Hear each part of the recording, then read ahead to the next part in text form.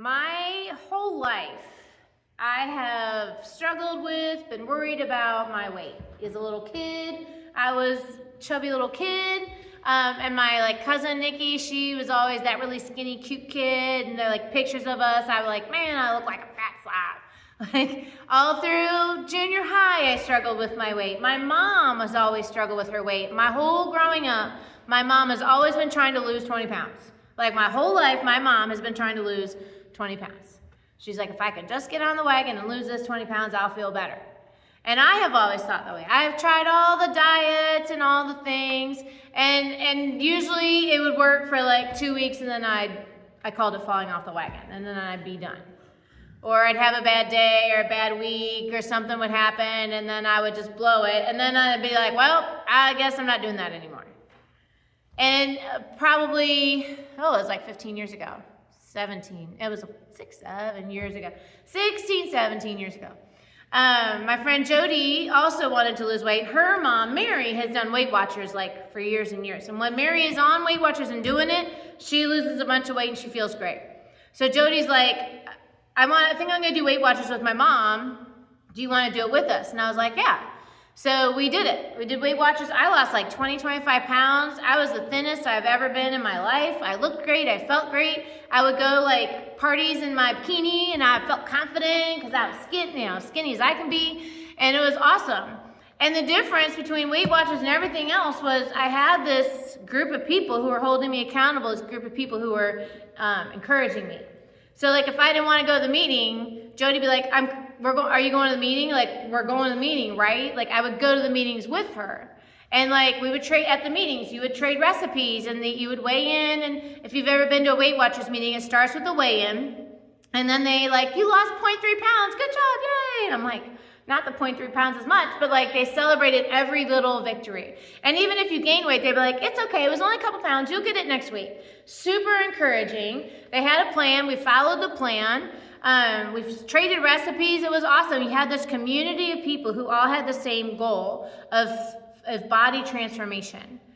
And it worked because I was doing it with a group of people. And then once I lost the weight, I stayed that way for a couple years. And then slowly over time, you're like, oh, it's a tough week. I'm the queen of excuses. When it comes to food, I can make any excuse. Oh, I've had a hard day. I should eat what I want. Oh, my friends are going out to eat. I should eat what I want. Oh, there's leftovers. Whatever. I should eat what I want. And I just, over time, I have gained back all that weight and then some. But it showed me that the ticket to success when it comes to transformation is to team up. It's very, very hard. It's nearly impossible to transform by yourself. If you're the only one doing it, it's really hard to make excuses, to forget about it, to let it go. But teamwork, I would say to my cheerleaders, teamwork makes the dream work. When we work together, when we encourage each other together, when we have a shared goal, when we have that shared accountability, then transformation can happen. Because when you fall down, someone else is like, come on, let's go. When I didn't want to go to the meeting, Jody's like, come on, let's go to the meeting. When she didn't want to go to the meeting, I'm the one saying, come on, let's go to the meeting. AA understands this. AA, they meet regularly. They have a sponsor, everybody who comes has a sponsor. And that sponsor is the person you call if you're about to make that excuse, and they truly call it falling off the wagon. You know what I mean? They understand what it says. There's in the Hebrew Bible, we call it the Old Testament. There's 3 books called the wisdom books. And one of them is Ecclesiastes. In Ecclesiastes, they say 2 are better than 1 because you have a good return for your labor.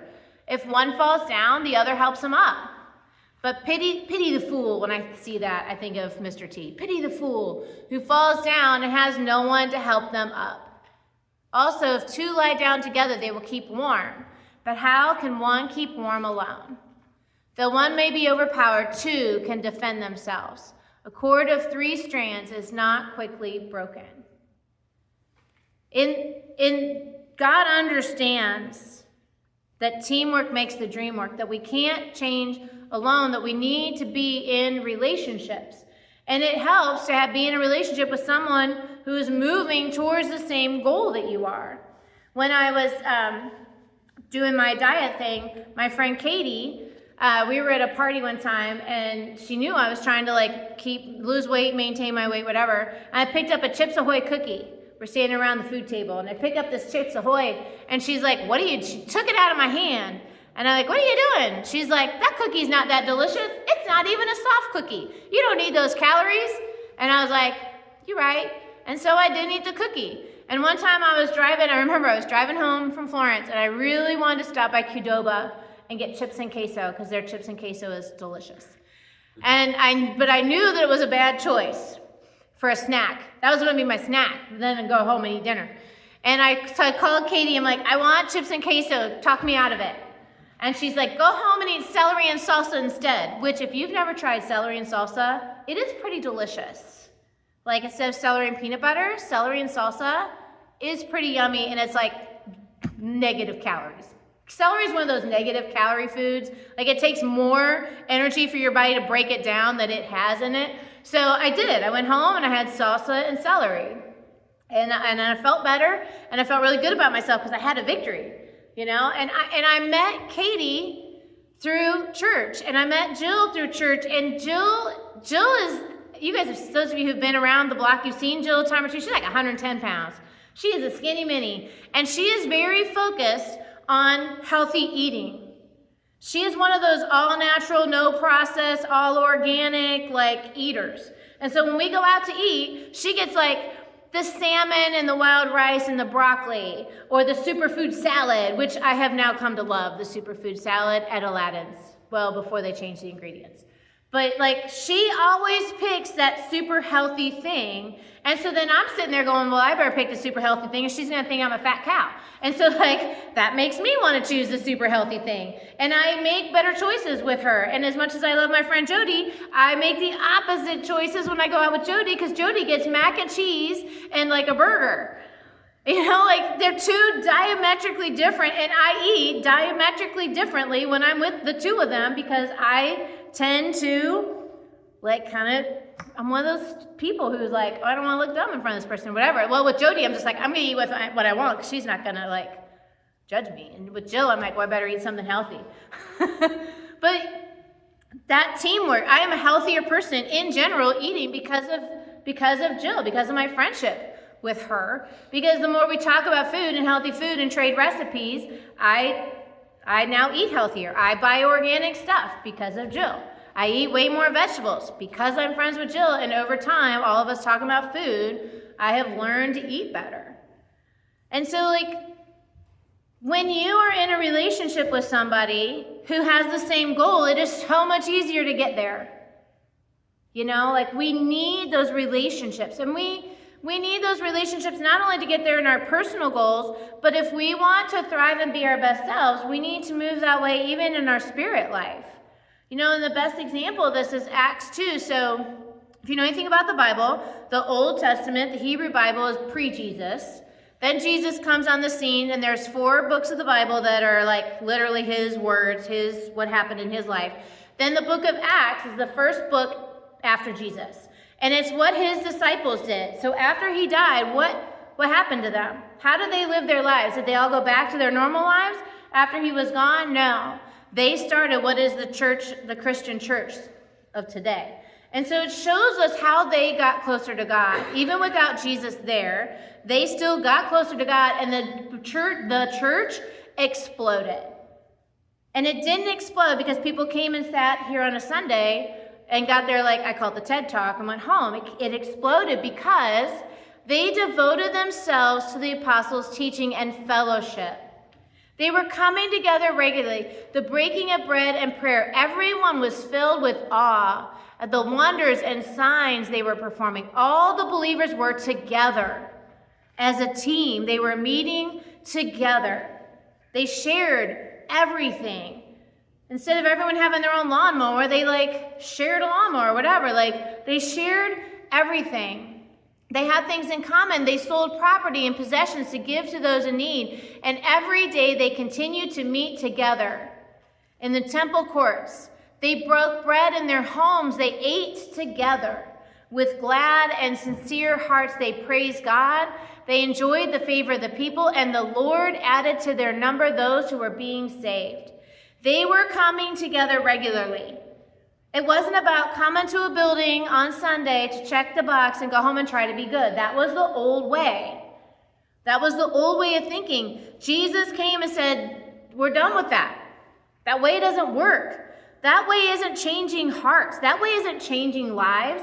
What's changing your life is when you are regularly coming to Christ and coming together. Because let's be real, there are times in our lives where life stinks. We're going through it. There are times in our lives when financially we take a blow, health-wise we take a blow, relationally we're taking a blow. And if you are by yourself when that happens, you're going to get knocked down. But if you're in a group of people, if you are regularly coming together with a group of people and you're down, they're going to pick you up. If you want to quit, they're going to say, don't quit, you can do it. Come on, this is your goal, you've got it. They're going to encourage you. There's going to be times they're going to say things like, I don't think you're making the best decision about that. Maybe instead of the cookie, you should have the quinoa. You know, maybe instead of the queso, you should have the salsa. Because that is what a church is supposed to be, a group of people who are regularly meeting, regularly talking to each other, regularly touching base with God. That is the purpose, is to get close to God. And in that, they're hanging out and they're having fun and they're helping each other and they're lifting each other up when we fall, and we're encouraging and challenging each other to be our best selves. That's what the church is supposed to be. And you'll notice they were being transformed. Personally, they were being transformed, and the church was being transformed. They were being so changed, their lives were so different, that people were coming up to them and be like, what's going on with you? Like coworkers were coming up to him and be like, you're different. You seem really happier. Like you just seem like you feel better. You're different. What's going on there? And they're like, it's my church, my group of people. It's God. And people are like, well, can I come? And they're like, yeah, come. And that is how the early church grew. If you want to be your best self, if you want to go from surviving to thriving, you can't, I won't say you can't. It is really hard to do it by yourself. Really hard. It's way easier and better if you're doing it with people who care about you. Teaming up is the way that we get transformed. Teaming up is the way we transform personally, and teaming up is the way this church will grow. It says God added to their numbers. And the reason their numbers were added to wasn't because they were coming to church out of duty and trying hard to be good. God was adding to their numbers because their heart was after God. Because they were coming to God and saying, I want to know you better, God. I want to praise you, God. I want to get closer to you, God. And he loved that. And so he showered them with favor. He helped them become their best selves. God can help you become your best self. Your self-effort might get you there. Some of you are way more disciplined than I am. When I try to do it on my own, I fail.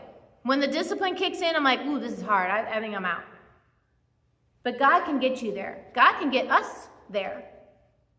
You guys, this church used to be full of people. And maybe he can get it there again. When Bobby called me this week, he's like, how many people you got on a Sunday? I said, 12 to 18. He's like, we can work with that. We can get this church there, but it starts by us teaming up and seeking God first and helping each other. So we've been doing that on Wednesday nights. We've been meeting on Wednesdays, and those of us who come, I'm starting to feel like it's our church family. We talk about what's going on in our lives. We help each other. We encourage each other. We give each other a hard time. We joke. We tease. We challenge each other at times. That's what it's supposed to be about. So if you were like, yes, Stephanie, this is what I need in my life. I need this kind of transformation. I want my life to look different. Then I challenge you to come on Wednesdays too. To come on Wednesdays, and because we're going to be getting closer to God. We're going to be learning about God in this story-formed life. We are going to be encountering God as a real entity, not as some idea in a book. Who is God personally? And as we come together to see who God is, he's going to help us come together and get stronger together. to encourage and help each other out together, because that is what the church is supposed to be. And so I dare you this week to reach out to someone and invite them into your struggle. Invite them, like we're talking about personal change and group change. If your personal struggle is weight, like mine, then reach out to someone who will encourage you in that. If your personal struggle is financially, reach out to someone who will encourage you in that. If you know someone else who's going through the same thing, like, hey, let's team up. I need, like Jody, she's like, I want to lose weight, you want to lose weight. Let's team up. Who's someone who's going through the same thing as you? Let's team up. Ask God, who have you already put in my life to help me grow? Maybe sometimes we just need to recognize that someone's already there that we need. You could read Ecclesiastes, that verse about, and kind of memorize, like, the strain of three is not easily broken, right? And to engage, attend, I say SFL. That's like, we've got Sundays, but something beyond Sunday. Come on Wednesdays. Come to us and be like, hey, I want to start something out. I want to start Sunday lunch bunch, whatever. Like, I want to start this other thing where we can get together. Okay? George was instrumental. Like, I started Alpha, but George was the one that carried it on. He's like, hey, I miss you guys. Let's get together for dinner. Let's get together and watch The Chosen. It was the simple thing of watching TV together. But the TV we were watching had to do with God. And that has brought us together. So come to SFL. If your Wednesday nights are free, please come. I think you'll find it's awesome. Just the group of people and the study itself is awesome. So that's my challenge for you, is to team up. Wherever in your life you need to go from surviving to thriving, team up with someone else who will help you get there, who will work with you, who can mentor you, who is walking that same path with you, because that is how we are transformed in our lives. And all of God's children said, amen.